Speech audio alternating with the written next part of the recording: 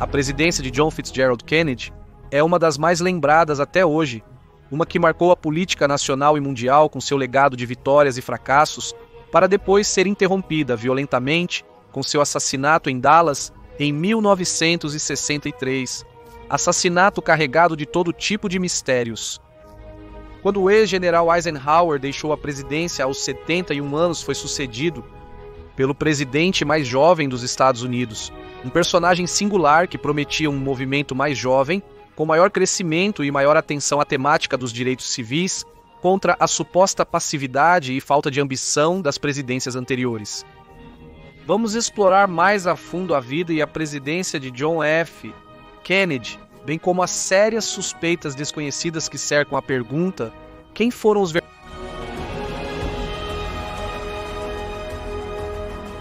Kennedy nasce em Massachusetts em 29 de maio de 1917. Kennedy foi presidente por menos de 3 anos antes de ser assassinado. Apenas 5 presidências foram mais breves que a dele. Kennedy tinha um carisma, candura e comportamento que se enraizaram no coração de muitos americanos. Parecia personificar as esperanças de toda uma geração jovem idealista de sua época.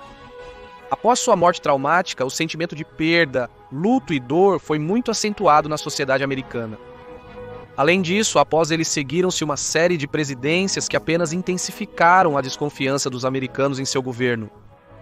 O que deve ser somado ao choque tão duro de ter visto um magnicídio quase ao vivo e a cores do presidente da primeira potência mundial em uma sociedade que se orgulhava de alta confiança em suas instituições e na segurança pública. A crença popular em torno do que aconteceu após a morte de Kennedy é que ele era uma espécie de presidente independente e antissistema, e que a série de governos falidos e tropeços na política nacional e internacional que transformaram a sociedade americana na segunda metade do século XX não teriam ocorrido se Kennedy não tivesse morrido naquela manhã de novembro em Dallas. No entanto, numerosos estudos questionam essa crença. John Fitzgerald Kennedy era o filho de um proeminente financista católico irlandês, natural de Boston. Kennedy foi o primeiro presidente católico da história americana, um fato que foi determinante em sua eleição e na maneira como ele se apresentava perante as elites que detinham o poder nas novas gerações de filhos de imigrantes que cresceram nos Estados Unidos com seus valores, crenças e atitudes, depois que seus pais chegaram de todas as partes do mundo em busca do sonho americano. Kennedy teve que lidar com certos preconceitos em relação à sua religião na campanha de 1960, quando teve que dizer que ele não era o candidato católico dos democratas, mas o candidato presidencial dos democratas, que por acaso era católico. Ao ser o primeiro membro da chamada comunidade imigrante a se tornar presidente, ele se tornou o modelo a seguir para outros como Barack Obama.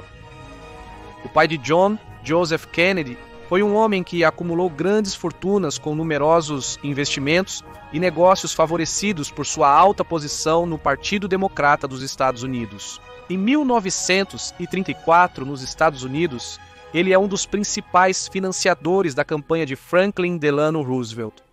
E Roosevelt se congracia com seu financiador Joseph Kennedy, nomeando-o presidente da Comissão de Bolsa e Valores com o objetivo de regular o mercado financeiro para que não ocorresse outro crash como o de 29. Duramente criticado por isso, Roosevelt admite que escolheu Joseph Kennedy para este trabalho precisamente porque suas relações com a delinquência organizada permitiriam ao governo ter uma ideia de como se maneja esse mundo obscuro. Por ser o melhor arrecadador de contribuições de campanha para os democratas, Kennedy pai foi nomeado embaixador dos Estados Unidos perante o Reino Unido em plena época de pré-guerra, quando a política pacifista de Neville Chamberlain com a Alemanha estava em seu nível máximo. A partir daí, Kennedy absorve massivas simpatias pelos alemães com base em sua visão da questão judaica e o desprezo pela classe bancária europeia. Tudo isso muda quando Churchill foi eleito e Kennedy pai é removido da embaixada e afastado do poder por Roosevelt. Diante disso, Joseph Kennedy, que estava acostumado a estar perto do poder, faz de voltar a estar perto dele sua grande missão e a de sua família.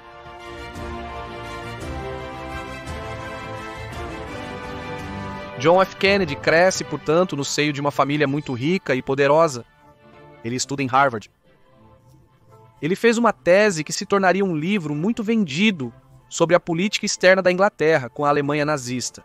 Depois, presta serviço militar na Marinha, atua no Teatro de Operações do Pacífico e de lá recebe uma condecoração militar, algo que sempre marcou sua carreira, e para se defender disso, ele dizia que se tivesse ganhado com o dinheiro de seu pai, ele teria ganhado com uma margem maior. Como congressista, ele representou o distrito mais pobre de Massachusetts, e isso permitiu que ele tivesse algum contato com círculos sociais das camadas mais humildes que mais tarde moldariam como ele levaria adiante a agenda de governo. Em 1952, foi escolhido como senador por Massachusetts e, em 1956, novamente seu pai move os fios dentro do partido para que seu filho fosse um possível candidato à vice-presidência na campanha presidencial. No entanto, nesta ocasião ele não consegue. Para 1957, quando Eisenhower envia agentes federais para Little Rock para defender a política de integração racial nas escolas, Kennedy se opõe a isso em total concordância com os democratas do Sul, que estavam a favor da manutenção da segregação racial. Depois de muito lobby político e propaganda, em 1960, Kennedy finalmente consegue a nomeação para a presidência, mas isso veio depois de não ter tido maiores conquistas legislativas. Ele não impulsionou leis aprovadas, não era membro de comitês influentes, nem líder legislativo, e não teve um histórico de votação consistente com as linhas partidárias. Na época em que Joseph McCarthy liderou as investigações contra o comunismo, Kennedy foi o único legislador democrata que não se opôs a essa perseguição de comunistas por medo de ofender as sensibilidades dos imigrantes irlandeses que eram muito anticomunistas e apoiavam o macartismo. John Kennedy era percebido como um congressista medíocre na melhor das hipóteses, um jovem elitista com o dinheiro do seu pai como carta de apresentação. Seus estudos em Harvard e sua carreira militar tinham pouca importância. De fato, Kennedy reconhece que por sua criação não se identificava tanto com as ideologias dos democratas quanto com a mecânica inerente ao jogo político. Seu pai o ensinou como chegar ao poder, mas não o que fazer com o poder. E isso é algo que ele, como homem, teve que aprender ao longo do caminho. Com excelentes assessores e amigos na imprensa, sua imagem como candidato se torna muito favorável ao país, permitindo-lhe vencer um famoso debate contra Nixon, mesmo tendo pouco a oferecer em termos de discurso. Kennedy chega à presidência com uma margem escassa entre rumores de fraude. Kennedy propunha governar sobre um programa progressista, que foi mudando desde o início. O Congresso Democrata sentia que não devia nada a quem havia sido um congressista medíocre. O Senado, por sua vez, de maioria democrata, estava dividido entre os democratas liberais do Norte e os que apoiavam a segregação racial no Sul. Quando é eleito em seu discurso, promete usar os poderes da presidência mais ativamente para que a presença dos Estados Unidos a nível externo fosse mais eficaz. Kennedy sempre buscou se destacar por sua política externa. Kennedy dizia que os erros na política interna podem derrotar o seu partido, mas que os erros na política externa aniquilariam a todos. E pouco tempo depois de assumir a presidência, ele enfrenta sua primeira crise internacional, uma guerra em Laos herdada de seu antecessor.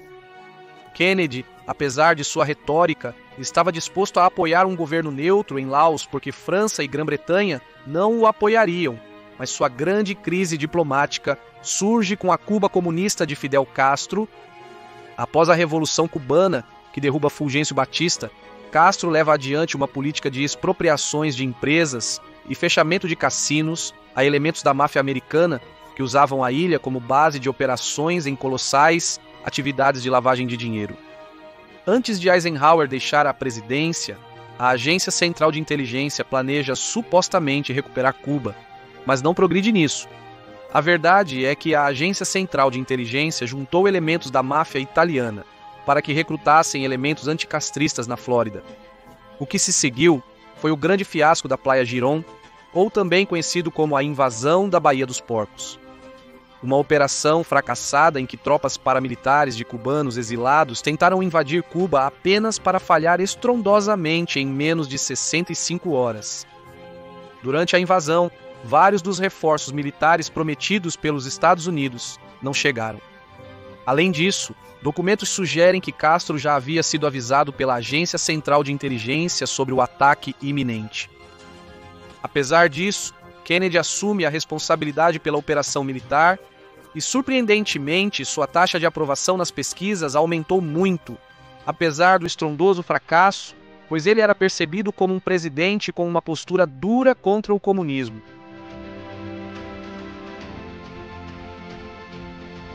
Sobre Kennedy, o anticomunismo destaca o trabalho a nível internacional, que busca cultivar na região, principalmente durante sua visita à Venezuela, para se encontrar com Rômulo Betancourt, cuja polícia política, treinada pelos elementos de segurança e defesa da presidência Eisenhower, realizava um forte trabalho de contra-insurgência contra os subversivos de esquerda na Venezuela.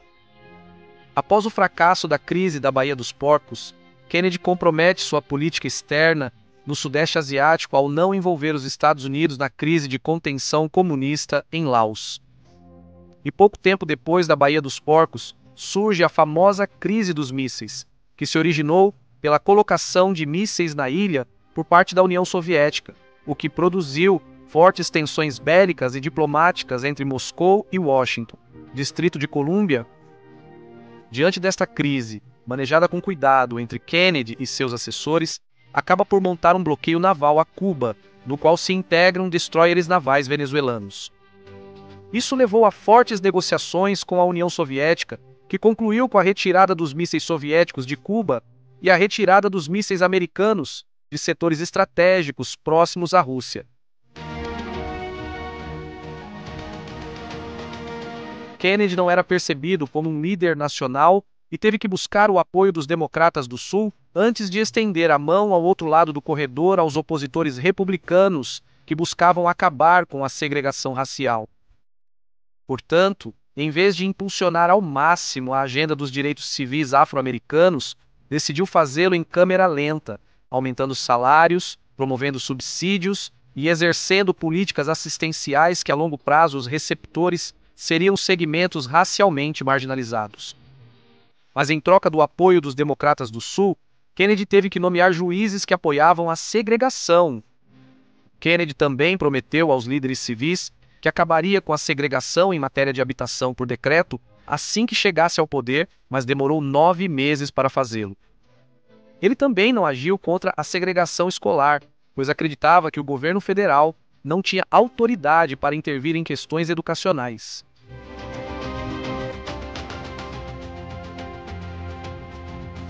Kennedy era um homem muito propenso a adoecer ao longo de sua vida. Sempre teve algum problema de saúde, sendo o mais notório a doença de Addison das glândulas suprarrenais, aquela que lhe dava aquele tom rosado na pele e o fazia parecer inchado o tempo todo. De fato, quando foi diagnosticado em 1946, seus médicos lhe deram 1 ano de vida. Naquela ocasião, e depois com outra doença em 1954, ele até recebeu a extrema unção diante de uma morte esperada.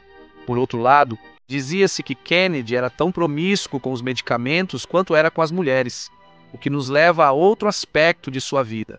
Embora Kennedy e seus assessores de imagem cultivassem a percepção pública de que ele era um homem de família dedicado, Kennedy era um homem que adorava flertar com mulheres por toda parte, e isso afetou seu poder de decisão, já que, estando no poder, fazia com que o serviço secreto tivesse que se concentrar em encobrir seus casos amorosos. A libido de Kennedy era evidente. Até mesmo o primeiro-ministro Harold Macmillan relata que ele confessou que, se não fizesse sexo em mais de 3 dias, tinha dores de cabeça. Por exemplo, Kennedy teve um caso extraconjugal com Marilyn Monroe depois de conhecê-la em 1962, relação da qual se lembra sua famosa canção Happy Birthday, Mr. President. Ele também teve casos amorosos com outras mulheres importantes e até mesmo 2 de suas secretárias. Tudo isso preocupou as agências de inteligência que viam essas questões como assuntos dos quais seus oponentes poderiam chantageá-lo.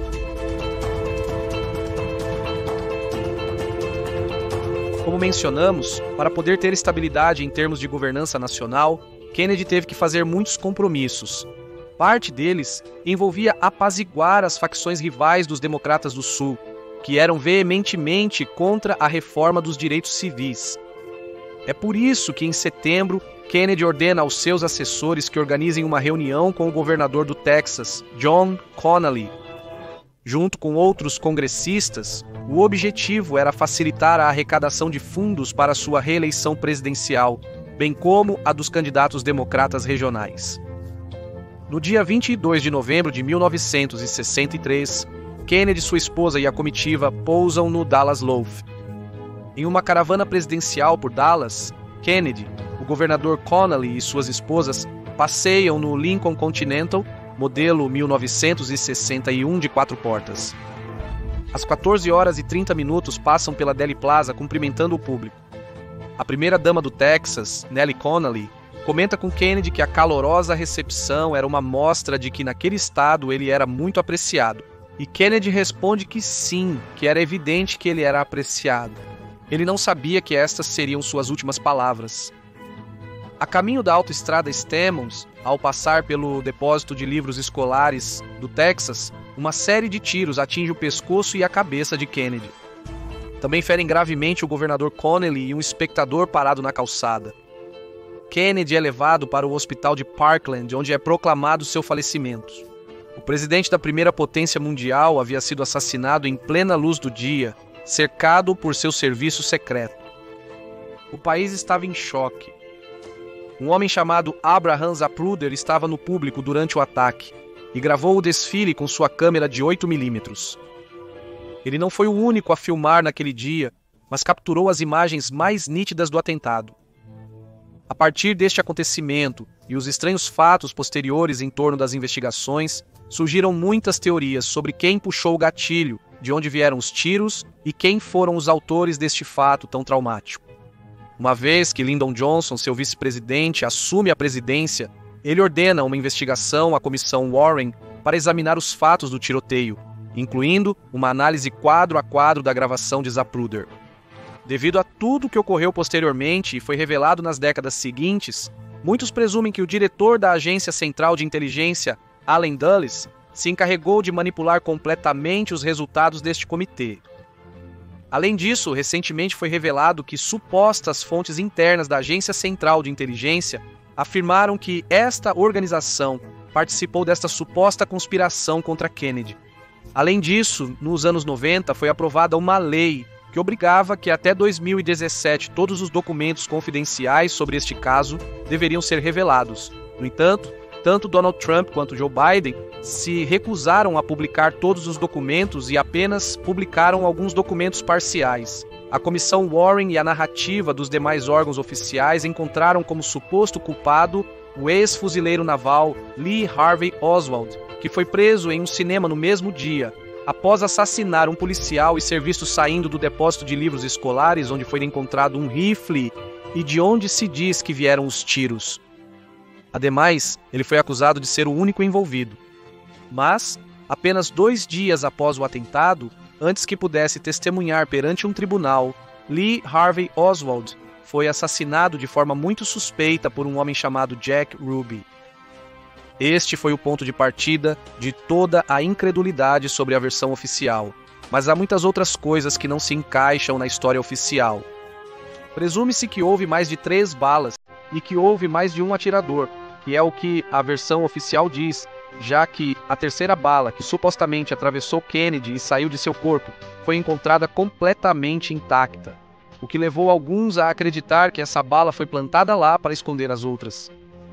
Outro motivo de controvérsia é que as investigações oficiais nunca levaram em conta os depoimentos de pessoas que disseram ter visto fumaça e tiros de uma colina coberta de grama, assim como também não levou em conta o depoimento do ferido, a bala parado na calçada, a terceira vítima deste atentado. Se houve um ou mais atiradores além de Lee Harvey Oswald, a narrativa oferecida ao público de que isso foi simplesmente o produto de um homem mentalmente perturbado que, em um ato de loucura, atirou no presidente, cai por terra. A estas peculiaridades, deve-se acrescentar a existência de uma segunda gravação do atentado de outro ângulo por um homem chamado Orville Nix. Esta gravação foi vendida à imprensa e uma segunda cópia entregue ao Federal Bureau of Investigation Lá, supostamente, mostrava um segundo atirador que estava em uma colina coberta de grama com arbustos. No entanto, o governo confiscou a gravação e Nix garante que, quando a devolveram, havia pedaços da fita removida. Além disso, as autoridades deixaram de investigar as graves falhas de segurança do trajeto do comboio por parte do serviço secreto, o Federal Bureau of Investigation e o Departamento de Defesa. Outra das muitas razões de suspeita foi a janela de tempo em que os tiros foram disparados e o nível de precisão de um sexto andar de uma livraria. Em suma, provavelmente nunca saberemos quem foram os autores deste magnicídio histórico e há muitas especulações em torno disso. Com essa controvérsia, culminava a vida de John Fitzgerald Kennedy, que buscou com sua presidência gerar uma série de mudanças sociais, que não conseguiu concretizar, devido aos compromissos políticos daqueles que o cercavam e por ter dado prioridade às relações internacionais em detrimento da política interna. Sua vida pessoal conturbada e problemas de saúde influenciaram os erros cometidos ao tomar decisões cruciais. Sua morte deu lugar a uma série de presidências fracassadas nos Estados Unidos que tiveram repercussões nacionais e internacionais de grande magnitude. Apesar de seus fracassos e erros, seu assassinato parece ter sido motivo para que no imaginário popular ele seja considerado como um grande presidente e congressista, até mesmo um rebelde contra o establishment, apesar de ter vindo de uma poderosa família democrata. Esperamos que tenham gostado deste vídeo.